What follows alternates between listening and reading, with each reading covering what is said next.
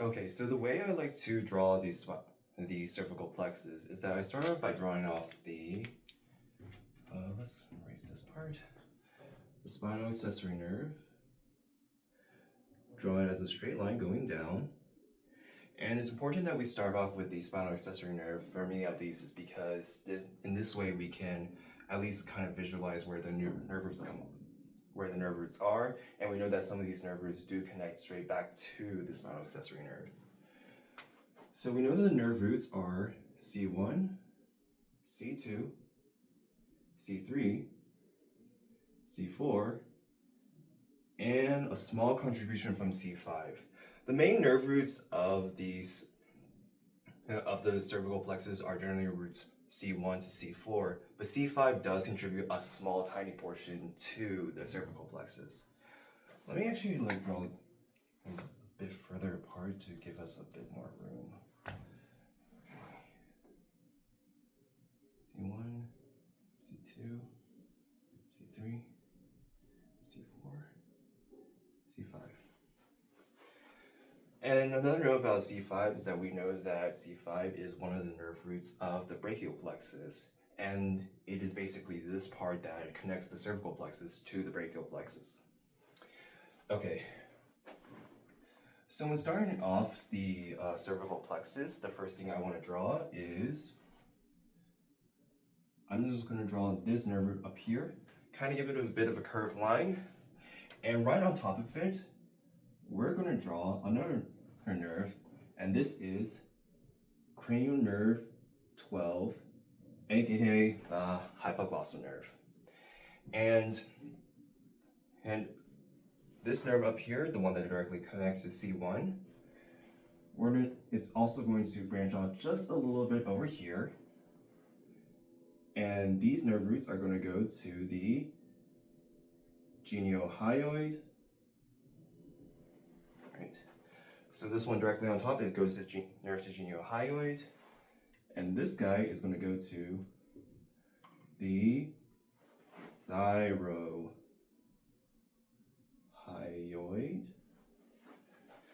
Okay. And the reason why I drew the hypoglossal nerve directly on top of this is because, as we know, both of these nerves travel alongside with the hypoglossal nerve in a sheath.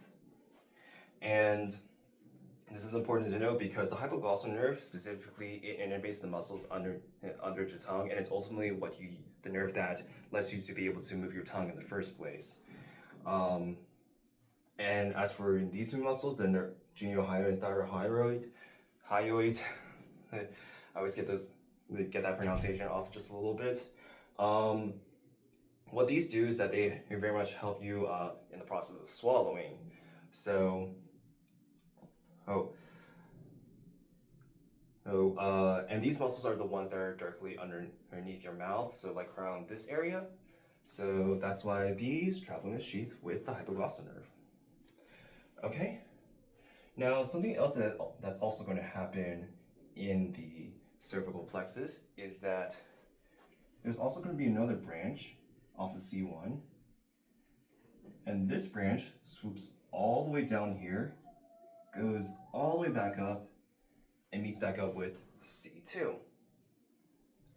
We're going to go back to this loop in just a minute, but another nerve root to connect is C3 is also going to connect to this big loop like this.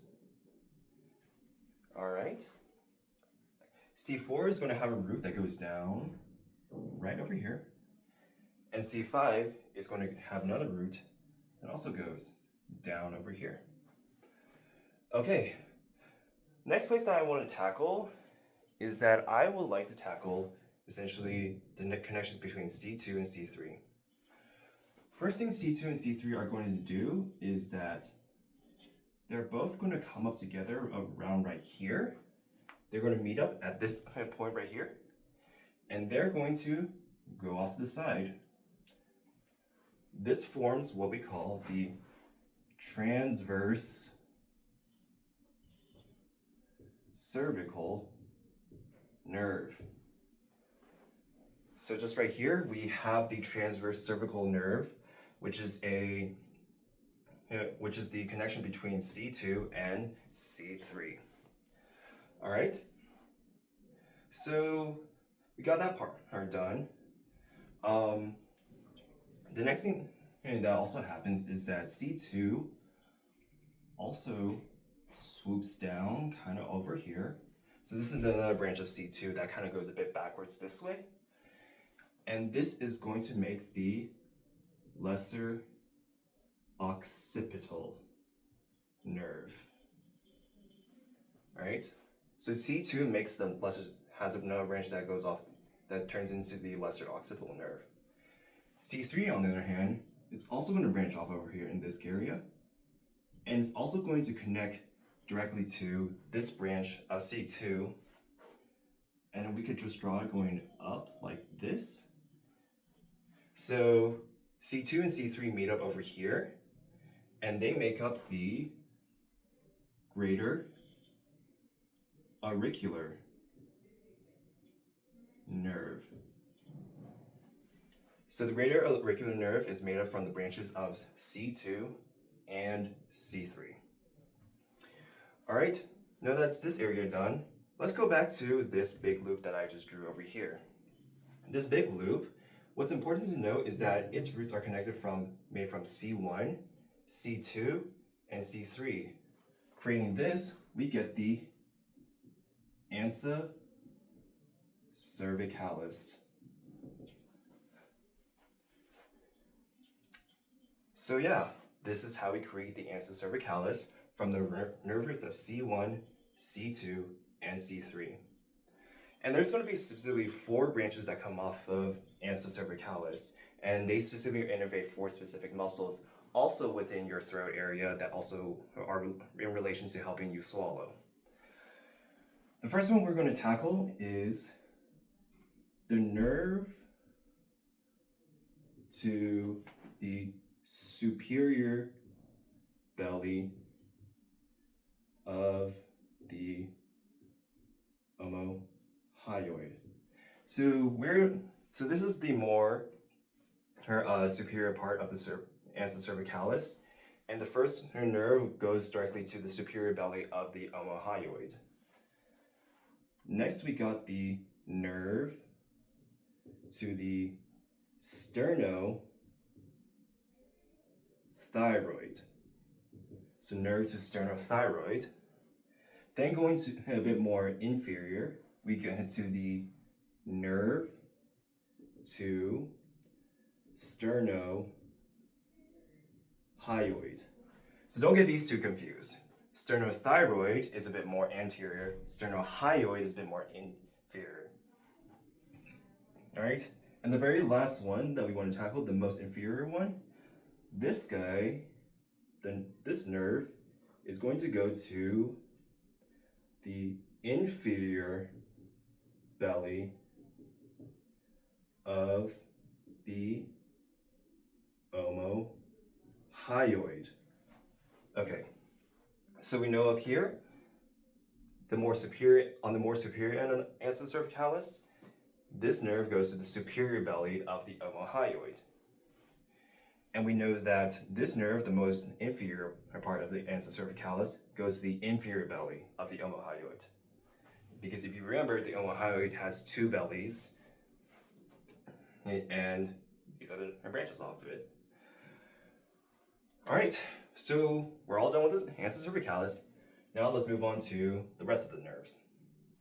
All right, now we also know that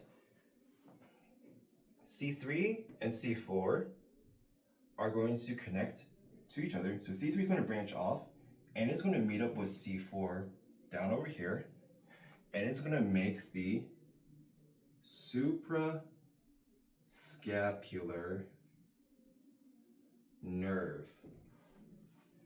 So the suprascapular nerves, its nerve roots are C3 and C4.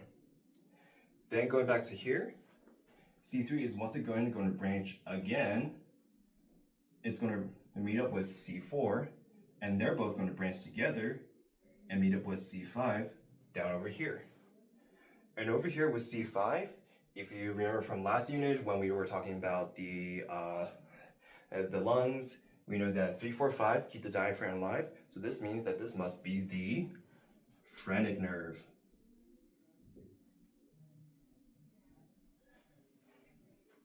All right, so C3, C4, C5 all come together, make the phrenic nerve.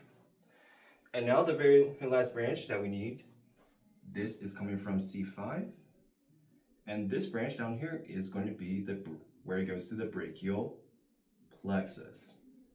So this right here is the part where we end up going to the brachial plexus, and that's how we connect the cervical plexus to the brachial plexus. One thing I also want to mention real quick before we continue on is that we still have the spinal accessory nerve, and if you remember, C2, C3, and C4, they all connect to the spinal accessory nerve. So just remember that C2, C3, C4, all of them connect to the spinal accessory nerve. All right, now let's just go ahead and just write out the nerve roots of all, do a bit of a review and write out the nerve roots of all of these nerves. Okay, so starting off with the nerve to the geniohyoid and the nerve to the thyroid. Both of these guys are going to have a nerve root of C1.